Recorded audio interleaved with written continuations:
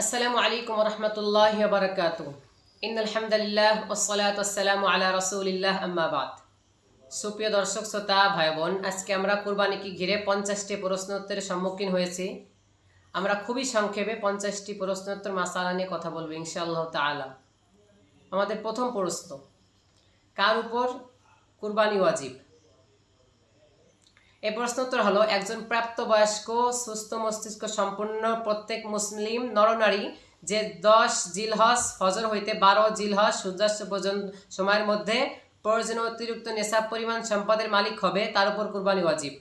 এক্ষেত্রে মনে রাখতে হবে, আপনার কাছে 52.5 তোলা রূপা আছে, অথবা 52.5 তোলা রূপার সমমান টাকা আছে, অথবা এমন হতে পারে যে আপনার কাছে কিছু টাকা, কিছু স্বর্ণ, কিছু রৌপ্য, এই সব মিলে যদি আপনার কাছে 52.5 তোলা রূপার সমমান টাকা হয়, রূপার সমমান সম্পদ হয়, তাহলে আপনার জন্য কুরবানি ওয়াজিব।